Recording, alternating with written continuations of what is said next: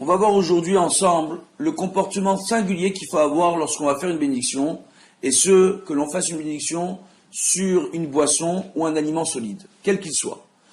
Effectivement, avant de faire une bénédiction, quelle qu'elle soit, l'aliment devra être tenu dans notre main droite, tout simplement parce que la droite représente la miséricorde divine, et que les mitzvot de la Torah, ainsi que les mitzvot qui ont été instaurés par nos maîtres de mémoire bénis, nous permettent de rallonger notre vie, et que le rallongement de notre vie n'est dû qu'à la miséricorde divine. De ce fait, les khatrila, a priori, il faudra tenir tout aliment avant de faire la bénédiction dessus, dans notre main droite.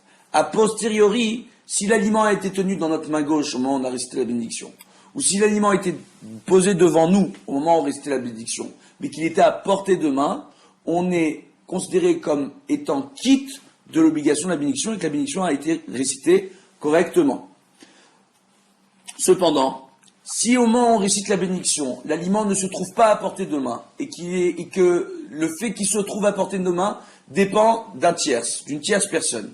C'est-à-dire, exemple concret, on est dans un magasin où la nourriture se trouve derrière un comptoir et que cette nourriture, jusqu'à qu'elle arrive à nous, ça dépend d'un serveur. Ou alors on est à la maison et que une pomme sur laquelle on a envie de faire la bracha se trouve dans la cuisine et que c'est une personne qui nous la ramène. Si au moment où on a terminé la bénédiction, l'aliment n'est pas encore devant nous, on n'est pas acquitté de la bénédiction, il faudra refaire la bénédiction au moment où l'aliment se retrouvera devant nous, à portée de main. C'est-à-dire pas uniquement devant nous, à portée de main. C'est-à-dire je termine ma bénédiction, je peux prendre l'aliment et le consommer. S'il est encore derrière un comptoir et qu'il n'est pas accessible, je ne suis pas acquitté de la bénédiction. S'il se trouve encore dans la cuisine et qu'il n'est pas encore été ramené devant moi, je ne suis pas acquitté de la bénédiction.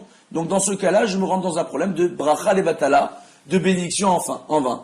De ce fait, il ne faudra jamais se mettre en situation de faire une bénédiction sur un aliment qui n'est pas à portée de main. Un enseignement un peu différent, mais dans le même registre, on voit que le Rav Chaim Falaji nous rapporte dans son responsable Ruach Haim, Siman Reshvaj Hotbet, au nom du Rav Ora Haim, au nom du Ben Ishraï, au nom du Kafar Haim Sofer, il nous rapporte quelque chose d'extraordinaire. D'accord? On voit quoi?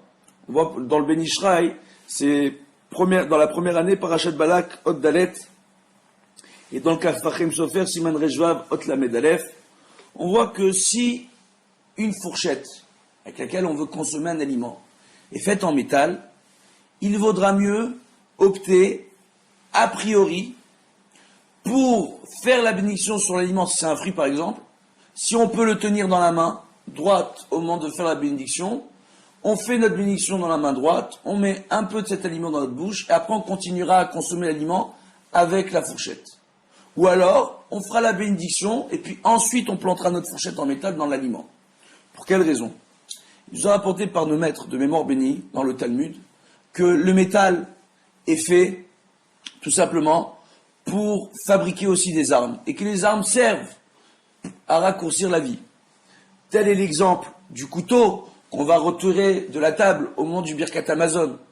Tout simplement, car à l'époque de la destruction du premier temple, lorsque les gens arrivaient à réciter la bracha de Boné Yerushalayim, beaucoup de gens venaient à se suicider, à prendre un couteau et à raccourcir leur vie.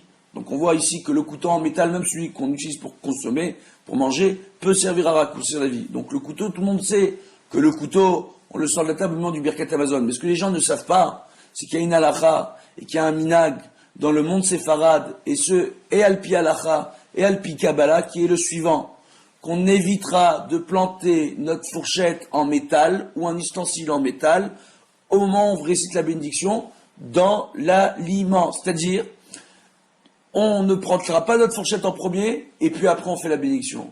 On fait d'abord la bénédiction, si on peut prendre l'aliment dans la main droite, alors on le prend dans la main droite, on le consomme un petit peu, après on continue avec la fourchette. Si on ne peut pas le faire, on laisse l'aliment dans l'assiette devant nous, on fait la bracha, et ensuite on plante avec la fourchette. Cela n'est considéré en aucun cas comme étant un F-sec entre la bracha et la consommation de l'aliment. Et ce, pour l'ensemble des décisionnaires. Donc on voit ici qu'on a vu quelques points qui sont assez intéressants dans la façon de se comporter au moment de réciter une bénédiction. Be'ezrat Hashem, le prochain cours, on essayera de continuer de vous enseigner différents enseignements dans le même registre. Bezrat Hashem.